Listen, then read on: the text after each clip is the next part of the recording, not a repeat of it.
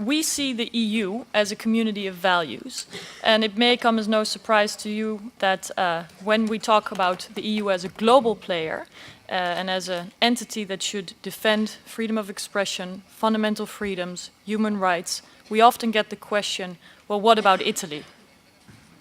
How is the situation inside the EU? How can you talk to countries like Iran, like Egypt, like China with any credibility when the standards of freedom of expression, access to information, press independence are so dire in a country like Italy, which is a member state of the EU? I believe press freedom is precious, both on the big issues, the big themes like respect for rights and so on, but also if you look at how we operate here, how Europe works.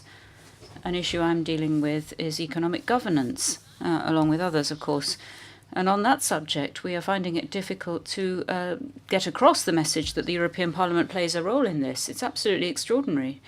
1 year after the Treaty of Lisbon, governments, Mrs. Merkel, Mr. Sarkozy, Mr. Berlusconi, signed and ratified that treaty, but don't seem to want to accept the consequences. We think it's absolutely of fundamental importance. This is not just any old topic. We should have politics and formation of public opinion, but for that you need good information to the electorate to have analysis so that they can cast their vote properly and give an informed opinion via their vote. But at the moment, there's an information deficit. Being a journalist is a job like anything else. There are responsibilities, in this case to inform, tell people what's going on. It's not a mission, it's not a political career in any guise or an alternative political career. Unless we keep to the basic rules, those fundamental rules, the electorate will turn its back on all this information industry as well. And the freedom of press in Italy, and I think in Europe, will be past history. We need the courage by the Commission to ring a bell, to say the situation in some countries is not okay. We do that with the accession countries. A member state that wants to exceed the European Union, Turkey, Iceland, Croatia, is checked. And we tell them there's a wrongdoing, you have a monopoly, you don't have freedom of press. But the member states escape.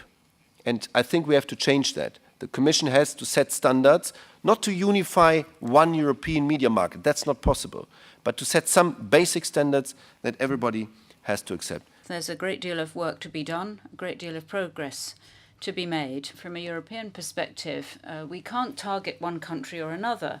We wouldn't achieve our aims by doing so.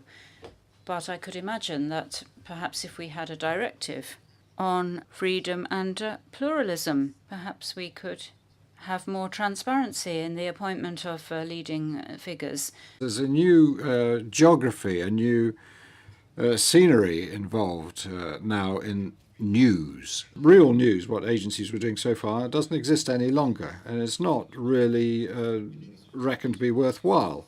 The market at the moment is multimedia, wants bits of film, photos, brief fast food snippets with illustration. You're not convincing. What you're doing is titivating it, attaching a picture. But you're not producing the news any longer. You're not doing the legwork. In politics, some of us at least think that there should be certain foundations, that we should have certain basic rules to ensure that independent information is guaranteed. When it comes to public services, we should have European rules and standards. What should this be like? Well, to separate politics and information.